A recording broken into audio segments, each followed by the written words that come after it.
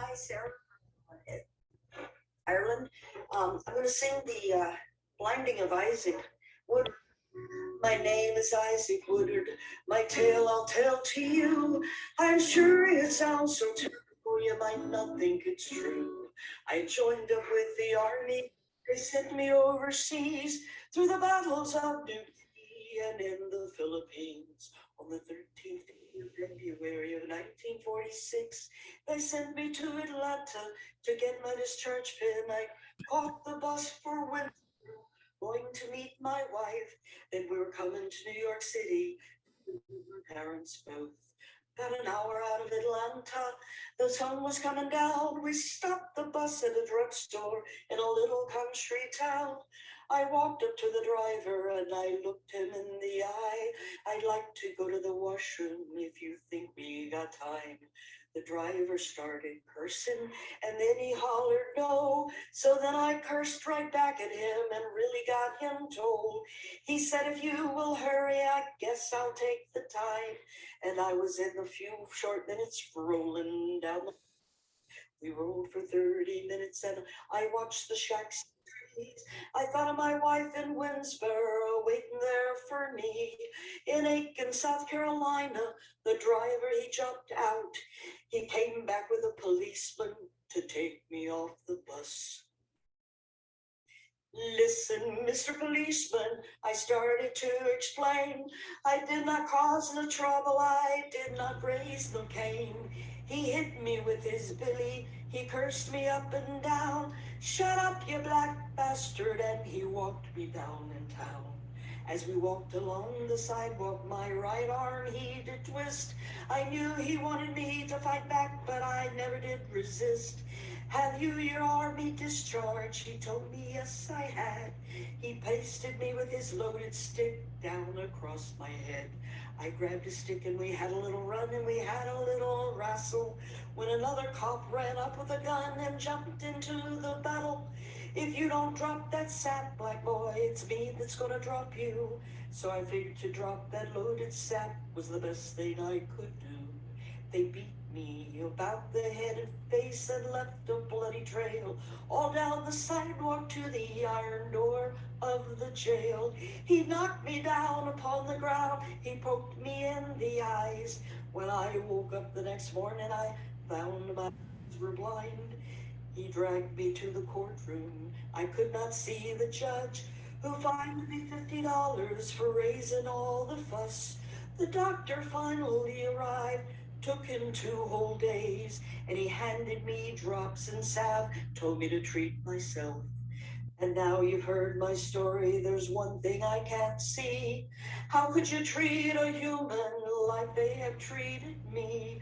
I thought I fought on the islands to get rid of their kind, but I can see the fight lots plainer now I'm blind. That was our very own student and longtime Progressive Network supporter, member, and activist, Sarah. Sarah Williams is in Ireland with her daughter. I think she sent that over from there, but she may be tuned in this evening. And thank you so much, Sarah. But those of you that signed on just a little late missed the intro. That's a song that Woody Guthrie wrote about the blinding of Isaac Woodard, which if you did your homework and read your study guide, you heard about Isaac last week. That he sang that song at a concert, a fundraising concert in April. Woodard was blinded in February in Batesburg, Leesville, not Aiken. And that he sang the song at a fundraiser in Manhattan with 30,000 people. And this is after Orson Welles had done the radio shows. He did at least 4, which we linked to and you had links to about this. And so in that time that I spent trying to figure out 5-6 years ago, why on earth was that Southern Negro Youth Congress event, 1946, in Columbia, South Carolina? And you start connecting the dots about South Carolina being the last place that had white-only primary.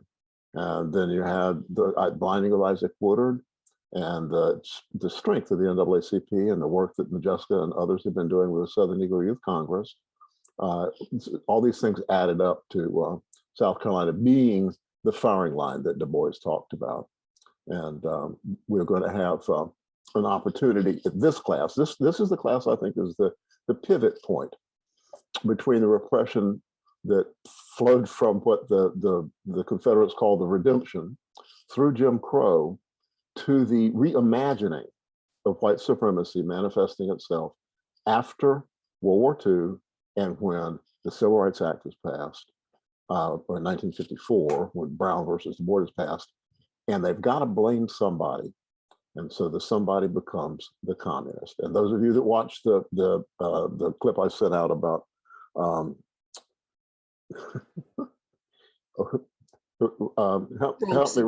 me, Robert. Paul Robeson. Paul Robeson, the Paul Robeson clip. It's just stunning that his articulate arguments in the HUAC, the House of Un-American Activities Committee, Modjeska was on their list. The list of people that were called up before HUAC, the blacklisting and all, that all happened in the early 50s. And of course, 57, Modjeska gets bounced. So this is what we're talking about now, is what comes out of that militant human rights movement. So Dr. Greene, take us down that strange road.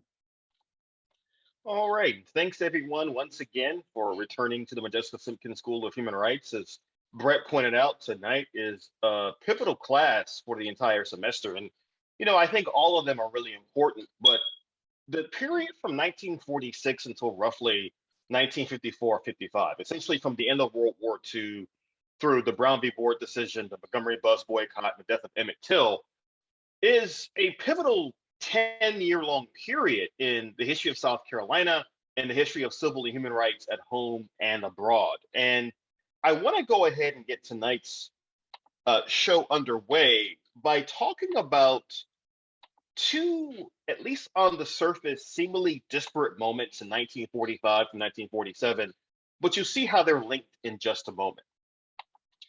And I labeled tonight's talk South Carolina and the human rights struggle because while we are more familiar with the civil rights struggle of the 1950s and 60s, as Brett has alluded to both tonight and in previous classes, before that you had a more broad-based human rights struggle. And let me show you what I'm talking about right now.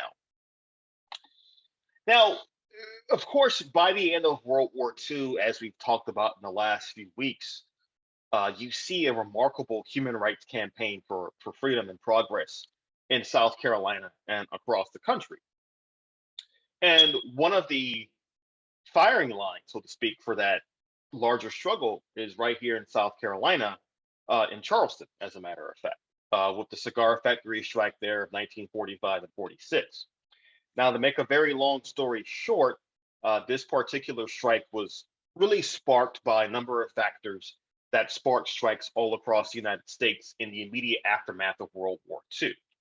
Now, some of you may know or recall that during the war, many labor unions agreed to not go on strike during the war for higher wages, for better working hours, et cetera, as part of the effort to win the war. But once the war came to an end, many workers, including those at the cigar factory in Charleston, said, well, we've noticed that our companies are making a lot of money. They've made record profits during the war.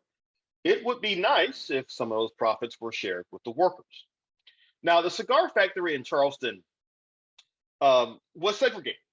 It had mostly Black workers in the more manual labor jobs, although they were sometimes working a floor below white women who were also doing manual labor. And then the very top of the organization was led by white men. Now, during the cigar factory strike, you did have white and Black workers going on strike, picketing together at times, sometimes picketing separately in the same street.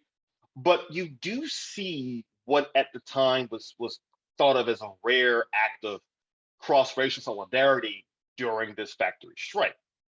Now, the strike itself was able to get a very modest increase in wages for the workers, not nearly as much as they had wanted. They had campaigned for, I believe, 20 cents an hour. They only got 8 cents an hour, but it was still higher than what they had before.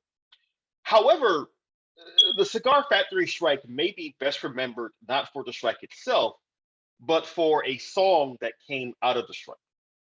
If any of you listen to or have sung the song "We Shall Overcome," that particular song actually comes out of this cigar factory strike. One of the workers went to the Highlander Folk School in Tennessee, and she talked to other strikers and workers and radical activists there. And she sang the song, and they really liked it. And they changed some of the lyrics around. I believe the song was originally titled "We Will Overcome." It was changed to "We Shall Overcome." And that song became a touchstone, really the anthem of the civil rights movement. It had its origins in the music sung in Charleston. As a matter of fact, the reason the song was sung during the factory strike was it was meant as a way to tell striking workers to go home for the evening, to say that we're done picketing, we're done marching, go home, get some rest, we'll come back and get at it tomorrow. I think it's rather interesting that we think of "We Shall Overcome" as a civil rights song, and yet it was prominently used in the beginning as a song for labor rights as well as civil rights. I think that's actually a good way for us to start today's class because these things are very much tied together. Now, I said a moment ago that I was going to start class with two things that did not seem to flow together, at least initially. And so now we'll go from labor history to baseball. And I'm sorry, Brett, I just have to briefly mention this, but it'll make sense in a moment. So Brett mentioned a moment ago how this history that we're talking about this evening is a history that has in many ways been, for lack of a better term, dumbed down in a lot of ways. It has been divorced from its more radical realities. And I think even the segregation of baseball is a good example of this. Most of us know Jackie Robinson, the man on the right in this photograph. He was the first black ball player to play Major League Baseball in the 20th century. Larry Doby, the man on the left, was the second. He was the first to play baseball in the American League in 1948, year after Jackie Robinson did so 1947. I mentioned Doby because he was from South Carolina. He was actually born and raised in Camden. And in fact, for the first 11 years of his life before his family moved to New Jersey, he actually played baseball in Camden. He said that they played with basically a broomstick and a ball. But I mentioned both of these players because even the battle over baseball desegregation was seen as part of a larger human rights campaign. During World War II, you had two groups of activists and writers who were pressing Major League Baseball to desegregate.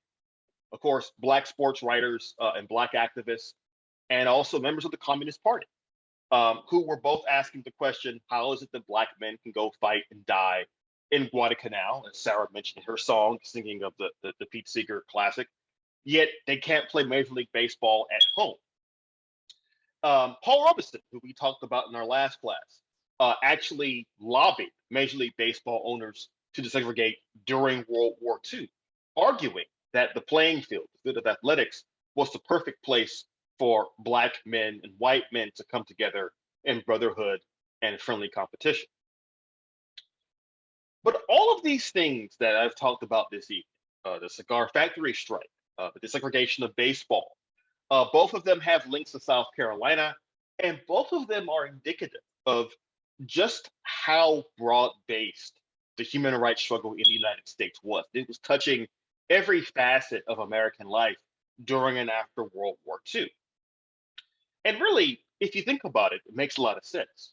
Americans had just spent the previous 4 years fighting a war not only to save democracy, but to save and preserve the very ideas of human rights as we know them against the cruel realities of Nazism in Europe, fascism in Europe, and Imperial Japan in the Asia Pacific region. But with the dust settling from years of war, with the deaths of millions having just been seen by everyone across the world, there was a question of what human rights would mean in the US and what it would mean in South Carolina in particular.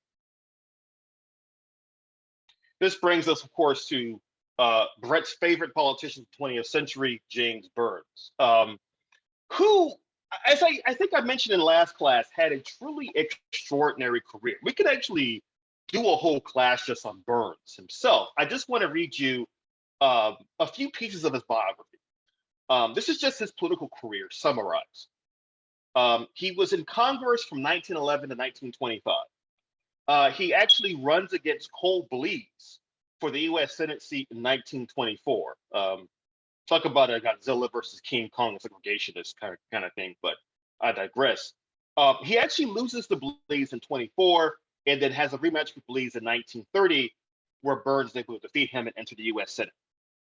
He is named the Supreme Court by his good friend and political ally Franklin Roosevelt in 1941, but shortly leaves the Supreme Court after that to really help run the war effort in Washington, D.C. He becomes the head of the Office of War Mobilization, amongst other offices during the Second World War. And as part of his reward, he is named Secretary of State in June of 1945. Now, I have to pause here for a moment because he is named Secretary of State, but he had come very close to getting an even bigger prize the previous year, which was being named the Democratic nominee for vice president in the 1944 election.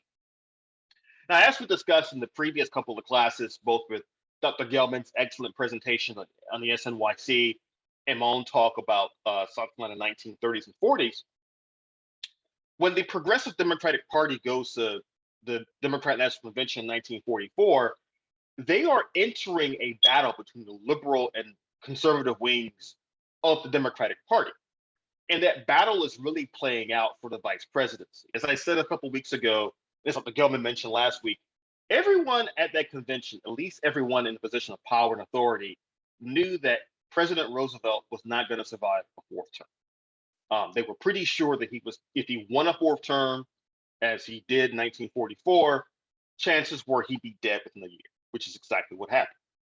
And so everyone knew that whoever became vice president was essentially going to become the next president of the United States. You could make an argument that this battle over the vice presidency in 1944 is the most important clash over the office of vice president in U.S. history. Because the candidates came down to James Burns, the ardent segregationist, versus Henry Wallace, who was a champion of liberal causes, but was seen by many in the Democratic Party as being far too left-wing, and as history would soon show, also being seen as being far too conciliatory towards the Soviet Union. During the war, in fact, Wallace, then working as Secretary of Agriculture and then becoming vice president during Roosevelt's third term, he gives a speech about what he calls the common man, where he says, the 20th century must become the century of the common man. I've had professors who've actually contrasted that speech with the Time magazine article from 1941 about the American century, and arguing that the post-World War II period would offer a chance for America to become the world's dominant superpower. Wallace was saying instead we should use America's vast resources to help rebuild the world and rebuild it for the common man, no matter his race, creed, or color. That, of course, was too radical for some Democrats, but others felt that James Burns, even though he had, as I said before, occupied virtually every federal seat you could think of, because of his South Carolina roots, because of his pro-segregationist stance, he too was also seen as a little bit too much of a poison pill for the National Democratic Party to stomach the 1944 election. And so ultimately, the two sides agree grudgingly on Harry Truman, who becomes Roosevelt's vice president and then becomes president and James Burns' boss in 1945. Now, this Time magazine cover is from 1947. And that year, of course, James Burns was named Man of the Year by Time magazine. And before you say to yourself, how could they name a man like Burns Time magazine Man of the Year? Let me just assure you, far worse men than Burns have been named Time magazine Man of the Year. Don't take my word for it. Look it up after class. You'll see what I mean. But with Burns, what made him so important is that he was the first Secretary of State to really be involved in the ongoing Cold War against the Soviet Union. In fact, before the Cold War even starts, when World War II is winding down, Burns is one of the men in the federal government who really urges the use of the atomic bomb against Japan. Not just to force Japan to surrender, but to show the Soviets after the war that we mean business in terms of being a great power. Now, if you're talking about the use of the atomic bomb, even that in 1945 was wrapped up in a considerable amount of controversy. Some American military leaders like General Eisenhower and others actually didn't think the bomb was necessary to be used. It wasn't necessary to actually use to make Japan surrender. But Burns felt that it was important, not just for the Japanese, more importantly, as an example of the Soviet Union. However, during the early years of the Cold War, Burns and Truman do clash from time to time. At times, Burns wants to pursue a more conciliatory note with the Soviet Union. At other times, he wants to be more aggressive. But for President Truman, he felt that Burns was essentially trying to run foreign policy out of the State Department as opposed to letting President Truman form his own foreign policy. This is where the two men, who were actually really good friends, begin to clash. And by 1947, Burns leaves the position of Secretary of State. Of course, we'll come back to Burns in a moment. Don't worry, our good friend James Burns is not shuffling off the stage just yet.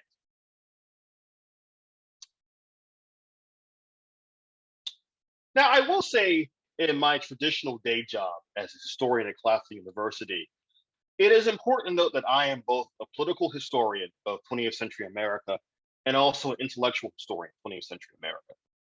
And this is really where I get to use those skills, because these two books really summarize what Brett has talked about in terms of human rights versus civil rights.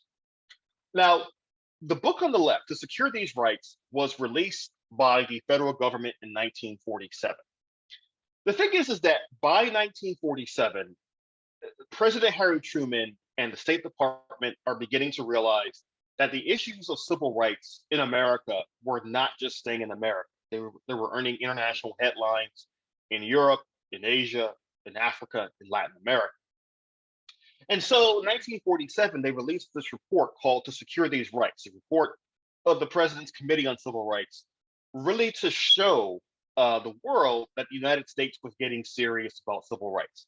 This is around the same time that President Truman makes promises to finally desegregate the armed forces. 1947, of course, as mentioned before, is the same year Jackie Robinson breaks the color barrier, Major League Baseball.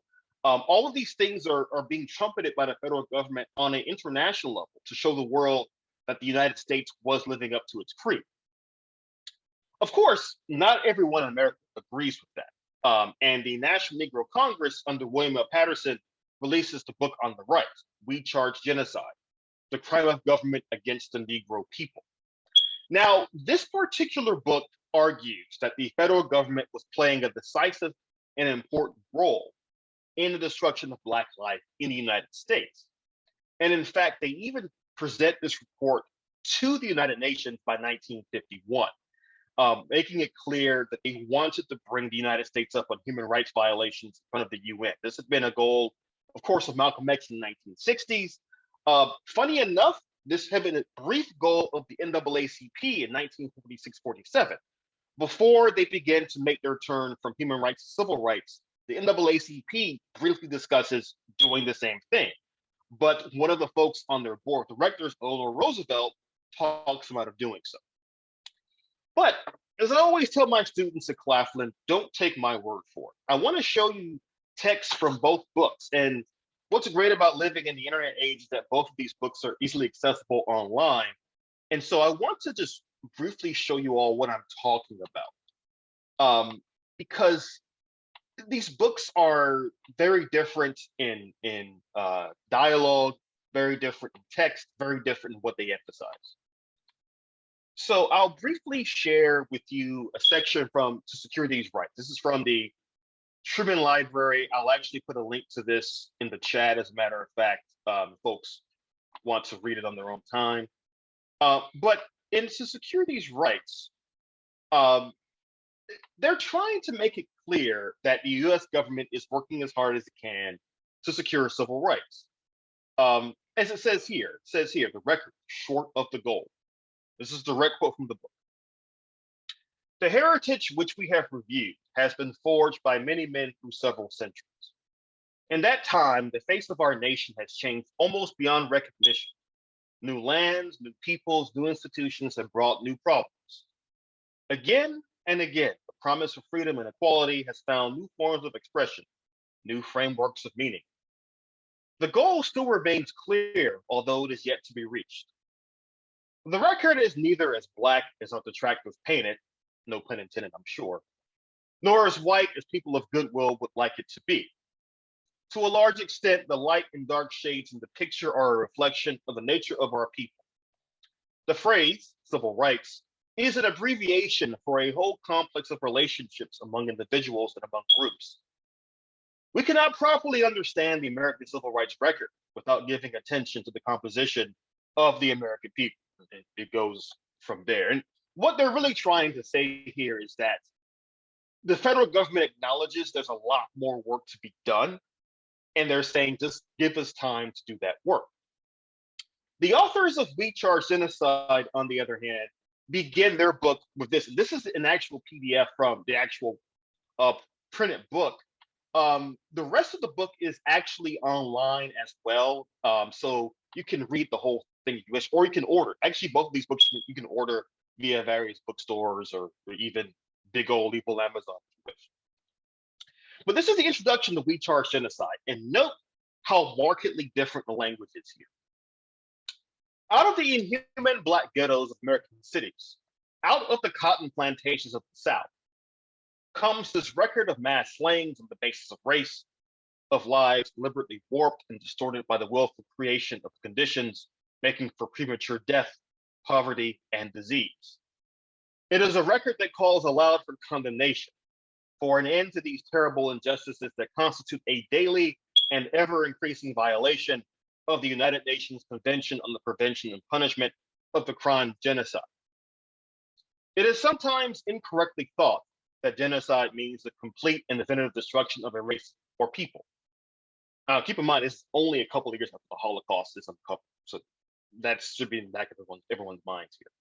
The Genocide Convention, however, adopted by the General Assembly of the United Nations on December 9th, 1948, defines genocide as any killings on the basis of race, or in its specific words as, quote, killing members of the group, end quote.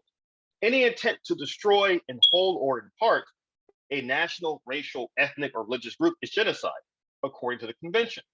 Thus, the convention states, causing, quote, causing serious bodily or mental harm members of the group, end quote, is genocide, as well as, quote, killing members of the group, end quote. We maintain, therefore, that the oppressed Negro citizens of the United States, segregated, discriminated against, and long targeted violence, suffer from genocide as a result of the consistent, conscious, unified policies of every branch of government. And in fact, what makes this introduction so interesting is that it actually undergoes several revisions to where William Patterson, who's the Secretary of the Civil Rights Congress, he actually has to add new acts of genocide. So it was released by 1951. By that point, they had new examples, including, let me just find the local angle on this. Give me a quick second. He calls out, by that point, Governor James Burns by name. Says Governor James F. Burns of South Carolina, former Secretary of State of the United States, called on the legislature to abandon the public school system because the U.S. Supreme Court may uphold the right of Negro students to so-called equal yet segregated school facilities. We'll come back to that in a moment. In addition to that, there's another link to South Carolina in the introduction where it mentions Reverend J.A. Delane. It talks about how his house was burned down because he was challenging system segregation. Again, we'll come back to that in a moment. So what you see here is that the state of South Carolina is becoming a serious battleground in the fight over human rights. And everyone, the NAACP, the Civil Rights Congress, James Burns, Harry Truman, they all understand how important South Carolina is to this larger history. So I want to come back to my PowerPoint and again, get a bit into what's going on in 1940s and 50s and how, as Brett talks about, how we go from a human rights campaign to a more restricted civil rights campaign. And actually, these two books actually summarize that in a lot of ways. Now, by this point, the NAACP was starting to perfect its legal strategy to fight segregation. And as I've mentioned before, part of this, of course, has a local context as well. Now, under Charles Hamilton Houston in the 1930s, and later Thurgood Marshall in the 1940s, the NAACP's legal defense team is going to pursue a strategy that isn't necessarily targeting segregation per se.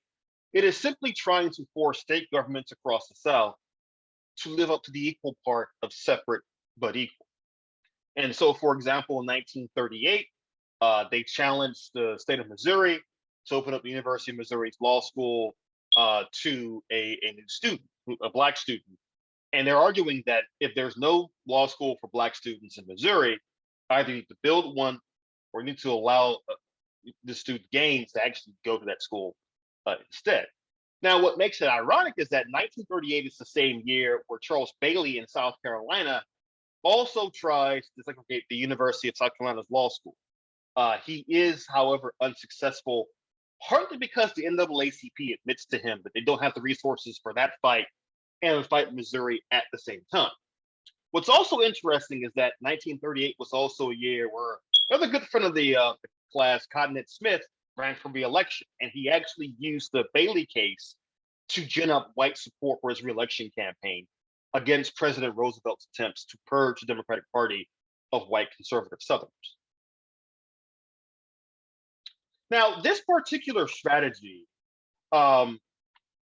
is a really important one. And I saw Dr. Gallman's question in the chat. I will get to that at the end of our session, because that could be a whole class unto itself. In fact, it's one I've actually just taught a class in the last couple of class periods. I'll get to that in a moment. But what's really interesting about this is that when we're thinking about segregation, thinking about Jim Crow segregation,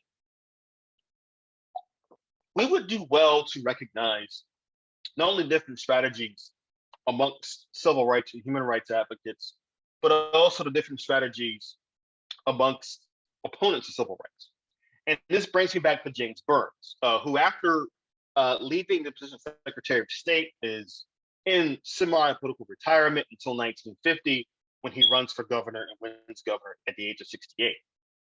And as governor of South Carolina, Burns pursues what could best be thought of as a moderate Jim Crow policy, where he is actually encouraging the state government to provide additional funding for Black schools across the state in an attempt to actually say we are living up to the equal part of separate but equal. This means more funding for schools like SC State College, more funding for other Black schools across the state. And this is actually a pattern you see across the South in the years leading up to Brown v. Board. I think that one of the mistakes of American history in terms of how we contextualize it is that we often act as though things like Brown v. Board just happen out of thin air, or that men and women across the South had not given thought to how do you oppose segregation in the years leading up to Brown v. Board. In fact, in the 40s and 50s, amongst many white moderates in the South, white liberals in the South, there was considerable conversation about how do we preserve Jim Crow segregation in the aftermath of World War II and a burgeoning civil rights movement across the country. There's actually a rich literature that's starting to emerge that talks about white Southerners during the Second World War and how they are confronted with the fact that the Nazi regime in Germany had used Jim Crow laws they copied from the US South in their own country to perpetuate anti-Semitic laws and eventually the Holocaust itself. And these are the kinds of things that Burns and other so-called moderate leaders are dealing with across the South. Meanwhile, within South Carolina itself, you have folks like State Senator Marion Brissett, who is really trying to craft his own battle against desegregation in South Carolina. From 1951 1966, he heads the SC Education Committee, which becomes on the Brissett Committee, which is trying to find a variety of ways to stop the desegregation of education. Now, a couple of things about Brissett. Number one, keep in mind that for his career, he represented Orangeburg in the state Senate. That's going to become really important, especially once Black Americans have their voting rights secured in the 1960s and 70s. At that point, Brissett changes his tone. He becomes a champion of funding SC State College and all of that. But I want you to listen to this quote. This is actually Brissett in 1963. This is when Clemson is about to desegregate January of that year. He said, quote, "We may have lost the battle, but not the war.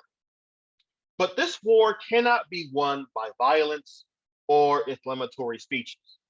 I have preached peace and good order for too long to change my thinking," end quote. Now, I love that quote, and I don't mean literally love it, but I think it's actually indicative of what we're talking about this evening for two reasons. Number one, that was from 1963. That's 9 years after Brown v. Board. And he's saying, we've lost the battle, but not the war. So what you're seeing here is that in the 60s, he's already talking about what other methods can we use to resist desegregation. But I also like that quote because I think it crystallizes what Southern segregationists thought. He referred to it as a war. What they're saying is we're going to try any number of means to resist desegregation, even if that includes getting more money into Black schools. We have to find ways to stop this, to slow it down. And in South Carolina, Marion Brissett is the main face of that opposition. Now, I mentioned before that he represents Orangeburg. One of our readings, I think, for later on this semester is about the white citizens councils in Orangeburg, which were some of the most powerful in the state. That was a leading pro-segregationist, pro-white supremacist organization that had chapters all over the South.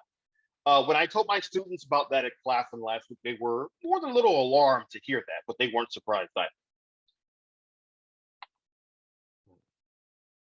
Okay. And, again, I think what you're seeing here, we've talked about both Burns and Brissett. What you're seeing here is this tradition of trying to oppose desegregation that stretches back really to the end of the Civil War, trying to restrict Black rights, etc. What you're seeing here from Brissett and Burns are different approaches to fighting this battle. And again, this is actually, I think, going all the way back to Ben Tillman and thinking about how Tillman was using these arguments against the 13th and 14th Amendment to talk about segregation, how to uphold it in South Carolina. Like I've said before, in many ways, this class could be thought of as on one side from Calhoun to Tillman to Blease to Burns to Brissett, going to the present day. This white resistance, this white conservatism in the South that has its primary ideological champion in South Carolina. And I think Brissett and Burns both represent that in a lot of ways. But I don't want to take these men out of context either. Again, we've started classes even with Isaac Woodard.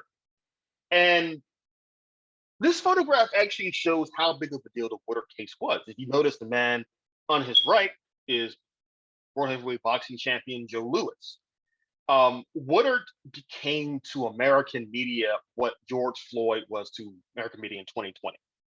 He was a national, international symbol of what had gone wrong with civil rights, and what had gone wrong with human rights in the United States.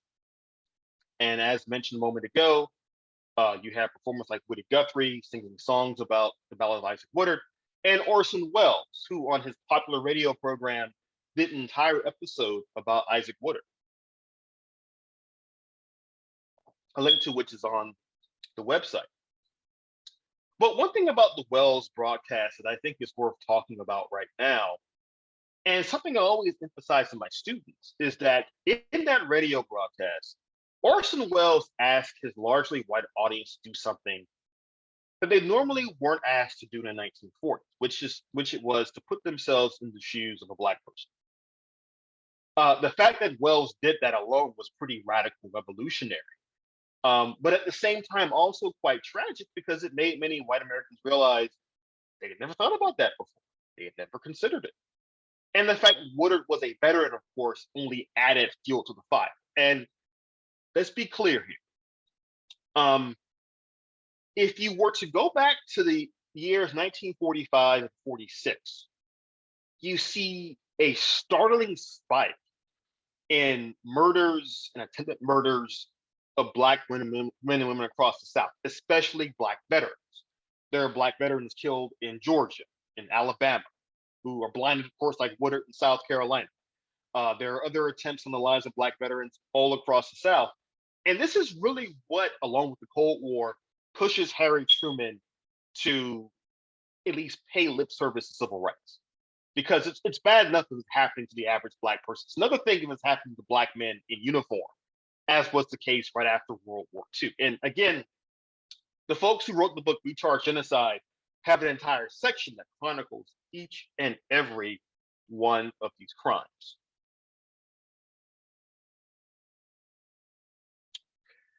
But this is also a part of what the historian Jacqueline Dowd Hall referred to in her 2005 article as the long civil rights movement. Now, I will spare the class the debate talking points amongst historians about how long the civil rights movement was, what it meant, what it entailed. But I'll just say this. Traditionally, when we think of the civil rights movement, when you hear politicians and public figures talk about it, they usually refer to the years 1954 to roughly 1965, the passage of the Voting Rights Act, or at the latest in 1968 with the assassination of Dr. Martin Luther King Jr. But what Hall argues in her long civil rights movement article is that the movement actually began in the 1930s during the New Deal and stretches into the 1970s with the rise of the new right and the ascendancy of Ronald Reagan to the presidency in 1981. In essence, her argument is that the civil rights movement, if you think of it as just those traditional groups, the NAACP or the SCLC, or your traditional figures like your Martin Luther King Jr.'s and Roy Wilkins, you're making a mistake. Instead, it's important to think about the more radical parts of that movement that were around the 1930s and 40s. For example, the Southern Negro Youth Congress that Dr. Gelman talked about eloquently last week. That will be a part of this long civil rights movement. In other words, Hall asked all of us to think, what would it mean if Americans understood the long civil rights movement and the civil rights movement in America to not just be about Dr. King, but to also include folks who were in communist and socialist parties, folks who were on the more radical edge of the human rights movement. And if it included men and women who asked tough questions about American economics, along with American race relations in the 1930s, 40s, and going through the 1970s, the movement looks very different. And I love this poster on the left-hand side of the screen. This is from World War II. United we win. Even the federal government, in some ways, fitfully acknowledged this point that civil rights and human rights were one and the same. During World War II, they're going to use civil rights as a way to shore up Black support for the war effort. And after the war, of course, it becomes an important part of the broader campaign during the Cold War. Okay. All right. Now, again, this brings us back to the SNYC conference in Columbia in 1946, which, again, is part of this larger human and civil rights movement that we're seeing throughout America in the 1940s. And this also includes things like the Highland Folk School. That was initially a school for training labor movement activists in the 1930s in Tennessee, but later became the central meeting place for a variety of human and civil rights movement figures in the 1940s and 50s and beyond. And this photograph, of course, shows you on the left, Martin Luther King Jr. You see second from right, Rosa Parks, and I believe that's Ralph Abernathy on the very right as well. Now, I like showing this photo because it's a good reminder of how even figures we associate with quote unquote mainstream civil rights like King and Parks and Abernathy were never that far away from the more radical elements of the movement. And certainly in South Carolina, what you're going to see with Justice Simkins in particular, is that she's going to continue to push the envelope of who should be involved in the movement and what the movement should stand for. We'll come back to that in a moment.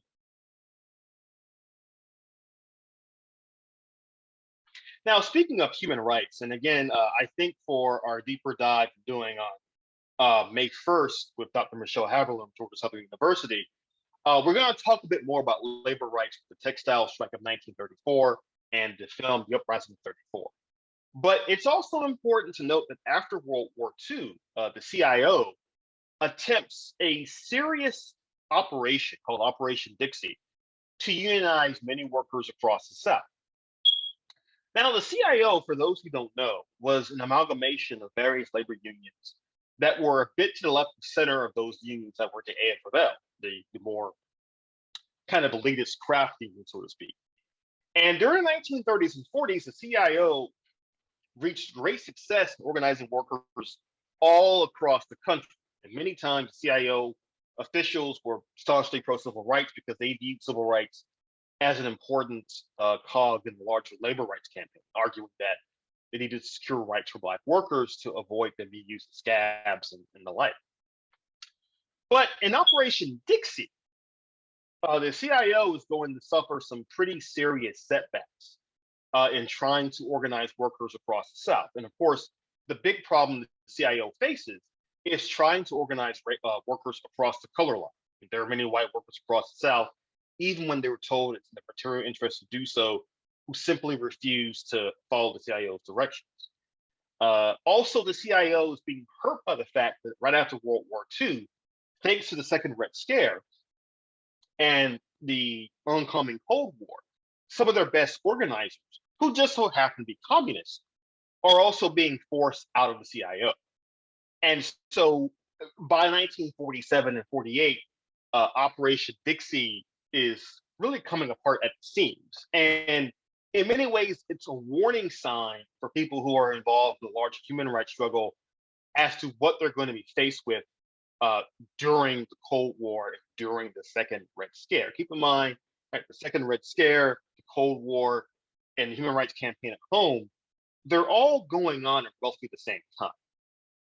So these things were all tied together. And again, just have a few main points with Operation Dixie. This is really why it fails. It couldn't get past simple segregation.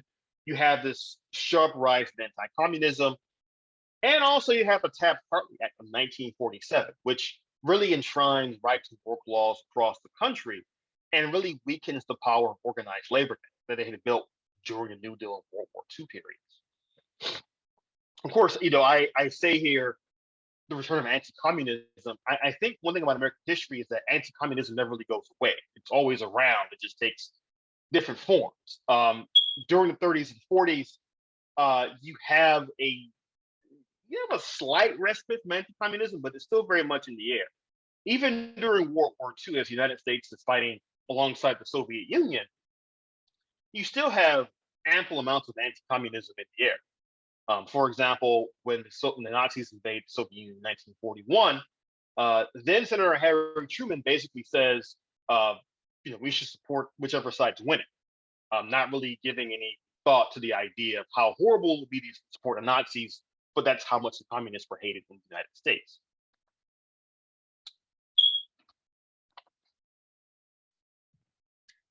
And again, as I say how all these things are happening at once, it's also important to note the lynching of Willie Earl. This is one of the last recorded lynchings in the South, in South Carolina in particular. And these are the two markers that actually commemorate his lynching in Pickens County.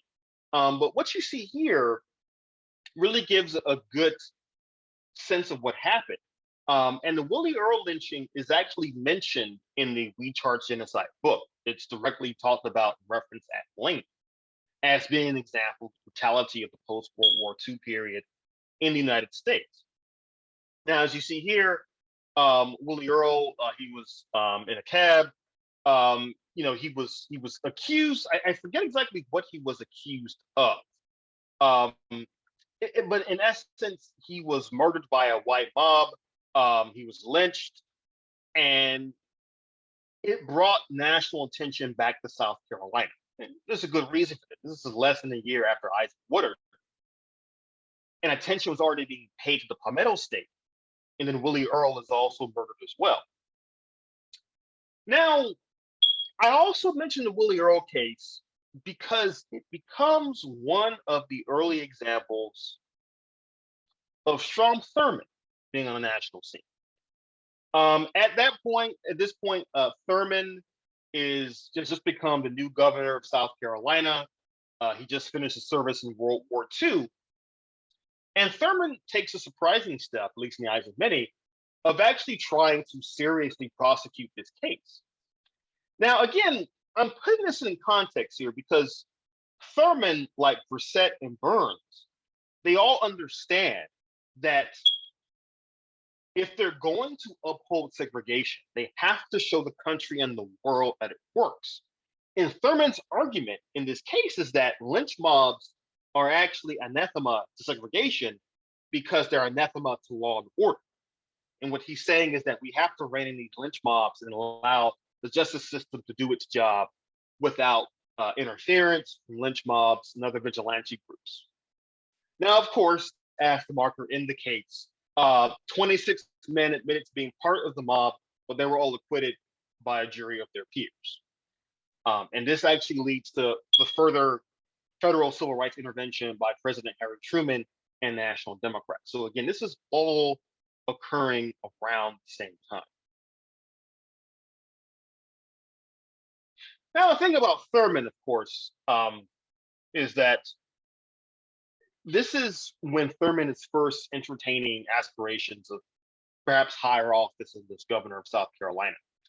And Thurmond is emerging immediately after World War II as certainly a champion of segregation, but he's trying to, like Brissett, like Burns, trying to present a more genteel, moderate version of Jim Crow segregation. But that's not going to last very long. In 1948, as the year begins, Harry Truman knows that he is deeply, deeply unpopular across the country. They weren't saying "Let's go Brandon" back then, but I'm sure they were using whatever version of that was around back in 1948. That's just how unpopular Truman was. Conservatives disliked him because of his somewhat strong pro-labor stance. He was losing support in the South due to his pro-civil rights stance. He was losing support amongst liberals for his ardent anti-communism stance and for his reluctance to get fully behind civil rights. But by the spring of 1948, Truman's advisors tell him, if you don't stand for civil rights, you're going to lose this upcoming election. And so Truman takes additional steps to become staunchly pro-civil rights. He becomes the first U.S. president in history to speak at the NAACP's National Convention. And at that year's Democratic National Convention in Philadelphia, supporters of Truman, including a young Hubert Humphrey, the then mayor of Minneapolis, Minnesota, give speeches on behalf of civil rights legislation. Hubert Humphrey himself actually says to the convention, it was, quote, time for the party to come out of the shadows of states' rights and to enter the sunshine of human rights, end quote. Of course, as we might all expect, Southern politicians took that speech in stride and did not oppose it at all. Of course, that will only happen in dreamland. In reality, when Southerners heard that speech from Humphrey and other pro-civil rights remarks, they left the convention in dramatic fashion and reconvened in Alabama to form a states' rights or Dixiecrat party. And there they nominate Strom Thurmond, the governor of South Carolina, as their candidate for president. Now, the Dixiecrat party does not expect to win. That actually wasn't their objective. What they wanted to do was to force the election into some sort of deadlock where neither Truman nor his Republican opponent, Thomas Dewey, would win enough electoral votes to be named winner. And they hoped to force the election of the House of Representatives. And there, Dixiecrats argued they could secure assurances from both major parties and they will both stop talking about civil rights. And again, this is a placard for the states' rights Dixiecrat party, getting the fight for states' rights. Strom Thurmond for president, Fielding Wright, the governor of Mississippi, for vice president. And of course, they're using the Statue of Liberty in the middle to represent states' rights. So go figure. But this Dixiecrat party, I think, is really important to note because it shows just how far the white South was willing to go to defend against what they saw as a powerful attack on segregation. Recall, 1930s, it's Southern segregationists that allied with conservatives in the Republican Party to block President Roosevelt's new legislation after 1938. And so they've already played a significant pivotal role on the national stage. And now in 1948, you have a South Carolinian leading the charge of the states' rights Dixiecrat Party. Only about 80 years after the Civil War, the last time South Carolina spoke up so vehemently in favor of states' rights. But for a moment, I also want to talk about the other third party in that election, the Progressive Party, led by Henry Wallace.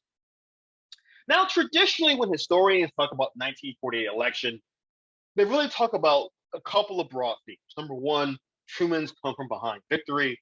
This is the election that produces the infamous photograph of him holding a newspaper that says, Dewey defeats Truman.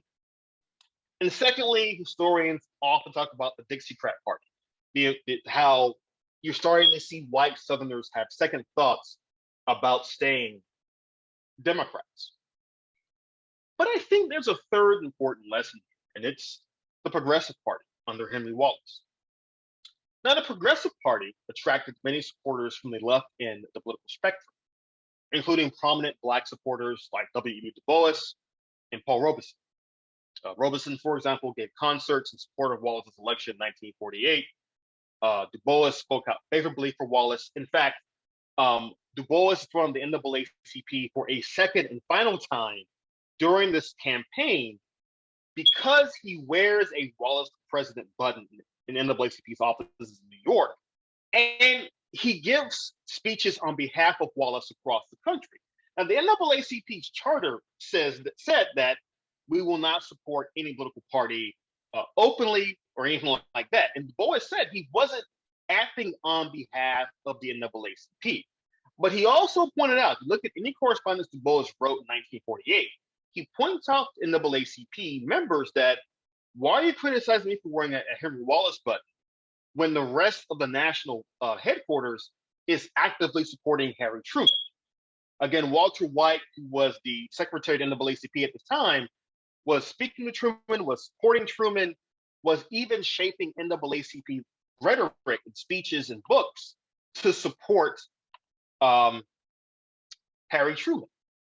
And so Du Bois eventually is forced to leave the NAACP in 1948, partly as a result of this election campaign, and partly because of his opposition to the NAACP stance on civil rights and against human rights. A couple of other things about the Progressive Party, really quickly. Actually, Brett, do you want to mention your story about the Progressive Party vice president right here? This is very interesting, if nothing else, that Henry Wallace's vice presidential candidate was Glenn Taylor.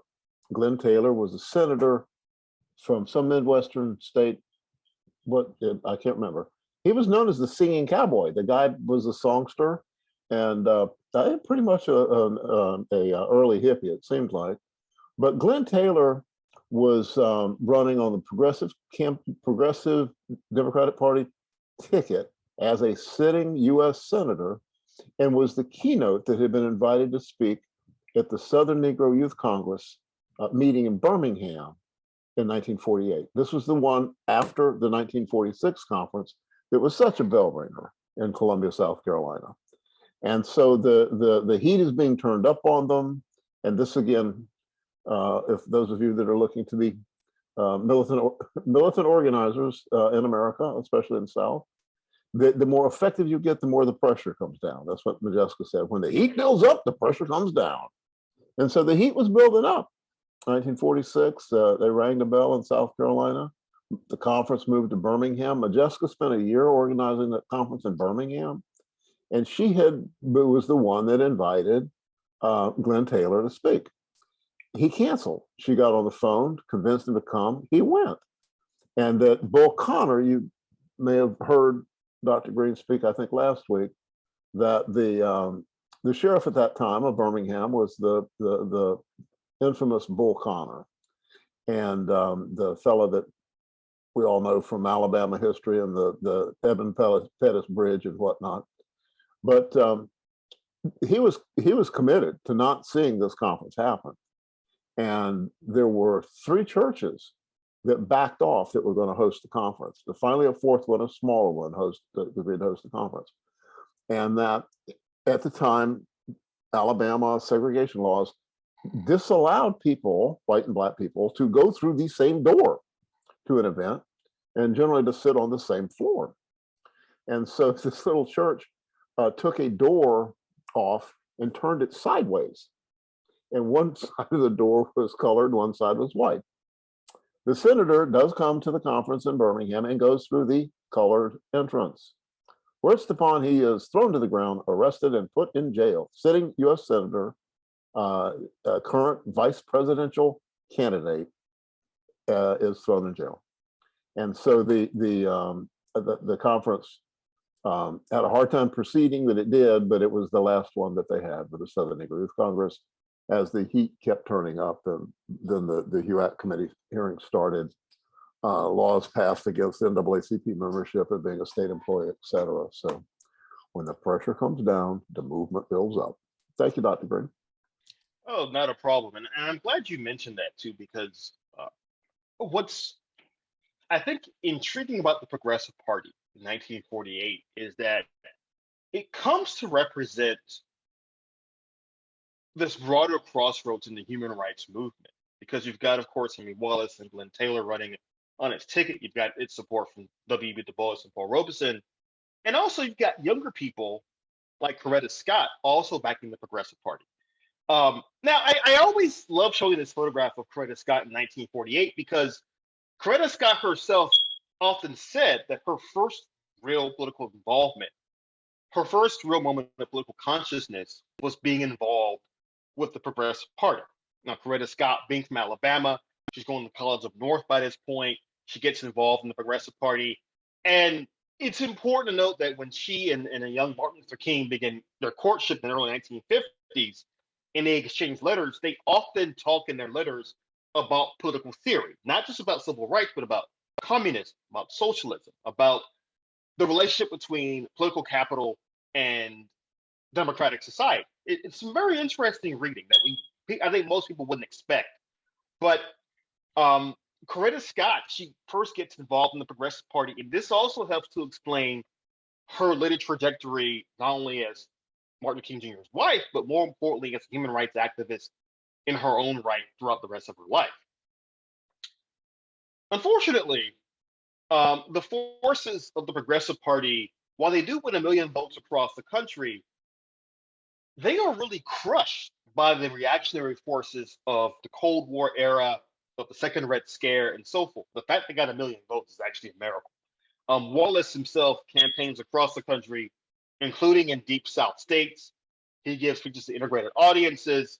He makes it clear that he is staunchly pro-civil rights. In fact, you can make a very easy argument that out of the 4 candidates running for president, Thomas Dewey, Republican, Harry Truman, Democrat, Strom Thurmond, States Rights Party, and Wallace, Progressive Party, Wallace was far and away the staunchest advocate of civil rights. During World War II, Wallace, as Roosevelt's vice president, had given staunchly pro-civil rights speeches, and many Black Americans respected him for that. But in the election of 1948, many Black Americans also go with Harry Truman because they see him as the safer option. Now, you look at this electoral map, see that Strom Thurmond wins several southern states, but not enough to actually force the election into the House. And I am actually glad that Cecil pointed out in the chat that this is kind of indicative of the earlier strategy during Reconstruction to end Reconstruction in the 1870s, of forcing an election into turmoil and chaos, where, as Cecil points out, that worked in 1876. It did not quite work in 1948. Why? most white Southerners were still comfortable in the Democratic Party. And they said, we'll just give Truman another chance and see how he does.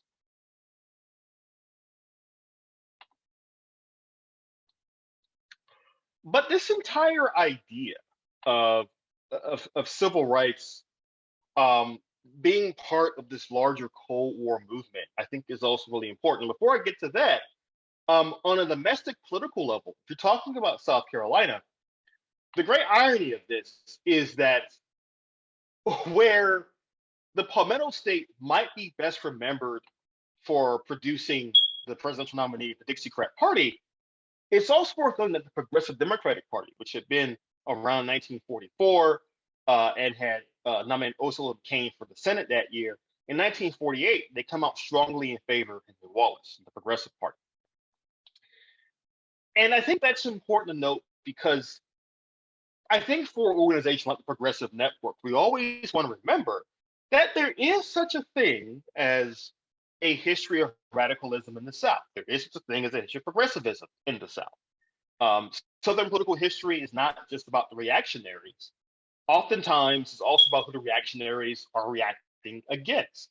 1940s, it was this sense that there was a broader human rights movement that had links all over the world. Certainly, it's important to note that progressive politics does not begin and end with people like Bernie Sanders or Alexandria Ocasio-Cortez, but they are just the newest versions of a much longer and older tradition. But that tradition is under serious threat in the late 1940s, partly because of the Cold War. Ironically, at the same time, civil rights as an idea is starting to gain traction across the country, partly because of the Cold War and concerns over how the Soviet Union is able to aggressively use civil rights issues in America as part of their propaganda campaign. And again, don't take my word for it. These are two posters from the Soviet Union. The one on the left with the man being lynched from the Statue of Liberty's flame, that is from 1930 or so. And the one on the right, this photograph, or this poster rather, I think is from either the late 40s or early 1950s. But both of them show how the Soviet Union is well aware of the issues of race in America and how they are trying to utilize those for propaganda purposes abroad. Again, the Cold War was very much a struggle for the hearts and minds of billions of people around the world. And don't forget, this is also the same time period as the colonization in Africa and Asia. So you have millions of people fighting off European imperialism, yearning to be free, looking at these two powerful forces in the Cold War and wondering which side will support them more as new nations are born in Asia and Africa.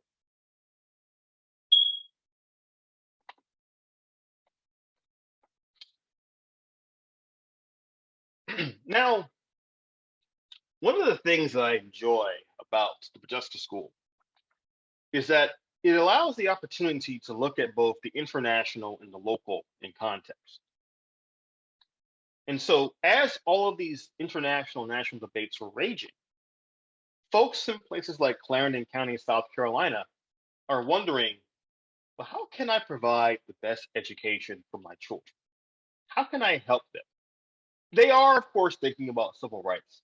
They are, of course, thinking about the Cold War and McCarthyism and the like. But for Eliza and Harry Briggs in 1951, when they sued Clarendon County for better school buses, their top concern is making sure their kids get to school safely and on time. And this starts the beginning of the Briggs v. Elliott case, which becomes part of the larger and better known Brown v. Board of Education court case in front of the Supreme Court. Now, the Briggs v. Elliott case begins in Clarendon County, South Carolina in 1951.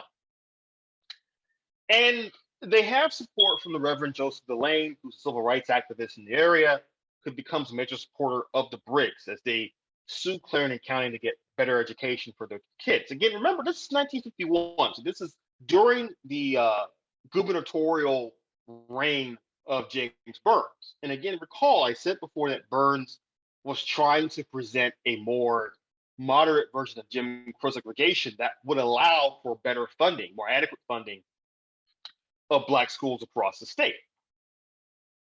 Now, let me backtrack for a second. You already had earlier examples of this in the 1940s. As I noted 2 weeks ago, at University of South Carolina, when there was another attempt by John Wright to desegregate the law school, the state government decides to build a separate all-Black law school for Black students at South Carolina State College in Orangeburg, South Carolina. Again, part of the idea of living up to the equal part of separate but equal. But on the local school level, this is becoming increasingly difficult to do. And eventually, Reverend Joseph DeLay gets involved, as does Modjeska Simkins. Now, Simkins' role in this is actually really important because the families fighting against segregation in Clarendon County, they are finding it very difficult to actually keep a roof over their heads, to make enough money to get food, to keep themselves fed, keep themselves clothed, etc. Some of these folks lose their jobs being involved in the Briggs v. Elliott court case. In some cases, their houses are destroyed by local Klansmen and other organizations. It becomes a very difficult situation. But I also want to point out with Simkins, while she's running this relief program for folks in Clarendon County, she's actually running a file of the National NAACP at the same time. What's happening is that she's trying to raise money for the folks in Clarendon County. She's actually making great success doing so. But the National NAACP under Roy Wilkins is saying, well, what are you doing? Like, we are not a relief organization.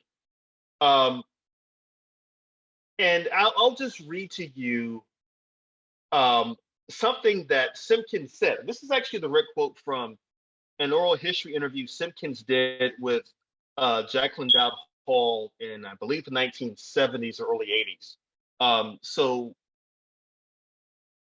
this is how it happened. When they first created this relief program, they put an advertisement in Jet magazine, one of the major Black publications of that day, the sister publication to Ebony magazine. And she said here in her oral history interview, she said, quote, and then he said, when somebody made the idea to her getting relief donations from across the country, maybe we could put a little box in Jet, just a little enclosure, and tell people to send assistance to this area. And this person said, now you would have to have a place if goods come in to store them until we could get them distributed. And Simkins replied, well, I have a vacant store, a good sized place that we could use, and my brother has a vacant space in one of his buildings, and I believe the space might be a problem. And so after that, Jet magazine begins raising funds for this relief effort. Adam Clayton Powell from New York gets involved, and actually he invites Justice Simkins to speak at his church, the Abyssinian Church in Harlem. And then this is what Simkins says in her oral history interview. One Sunday, I had a telephone call. My mother and I had been to some kind of thing. We were sitting eating dinner that one Sunday once I had gotten home. And I went to the phone. It was Roy Wilkins. Wilkins said he heard of this program we had down here, that money was being sent in other parts of this program that we had. And that, quote, from his lips, he said, NAACP was not a relief organization, end quote. Those were his words.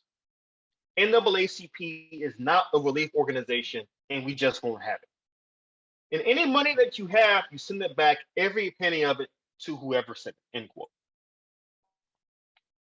Now, again, Simkins and Roy Wilkins have an argument over the phone about this relief movement. And Wilkins' concern was how the money was being used, how involved NAACP was getting in this case. And this is how Simkins defended her relief effort. She said in the oral history interview, we asked them to send them to some kind of relief fund. Again, she's specifying that the fund was not going to her own pockets. It wasn't going to NAACP. It was going to a separate relief fund. I've forgotten what we had down because, you see, we didn't intend for them to go into NAACP general funds, so on and so forth. And this is how she described the situation in Clarendon County and elsewhere. I mean, these people were in trying circumstances. Many of them couldn't get milk for their children, you know. Some of the places, particularly in the Orangeburg area, stopped deliveries of milk. They dropped them by the door on the porch. So I said, now, Roy, I am not going to send back a damn cent to anybody. These people are under pressure. You all asked us to get these petitions signed, and that's what we're doing. We have an obligation to these people. Now you all sit up there and drink all the Bloody Marys, and eat all your big sirloin steaks, drink your scotch and milk. But we are down here under the pressure, and we've got the load on us, and we're going to handle it. So I raised so much hell on the telephone. I got back in the dining room. My mother said, "What in the world was wrong with you? Who was that talking to you?" And she said, "It was Roy Wilkins." Well, my mother was just as fiery as she could be, and she told me, "Well, I don't blame her."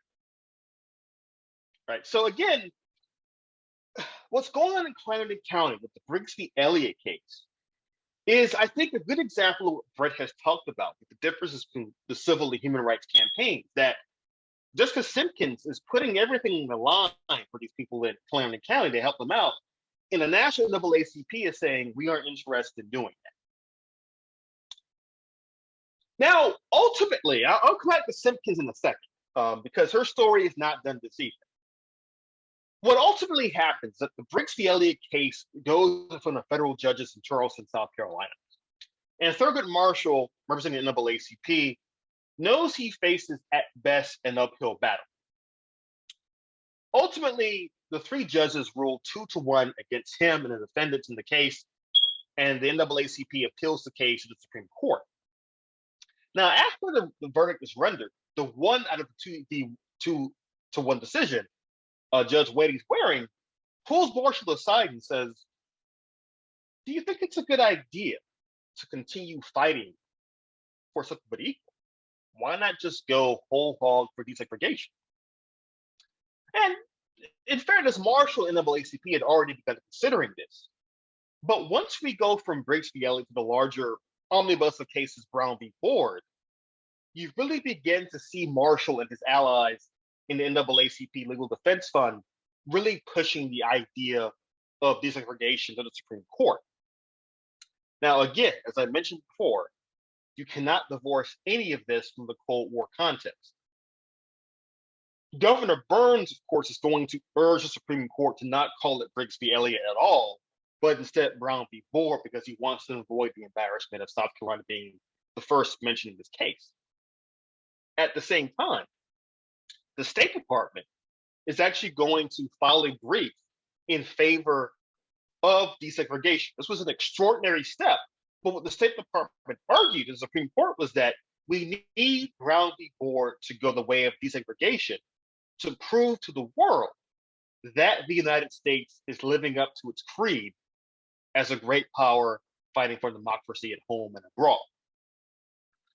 Ultimately, of course, the Brown v. Board decision will be decided with a unanimous 9-0 decision. And it will be hailed by many civil rights advocates as a momentous moment in U.S. history. The segregationist counterparts agreed and argued vociferously against enforcing Brown v. Board, and would do so for roughly the next 20 years or so.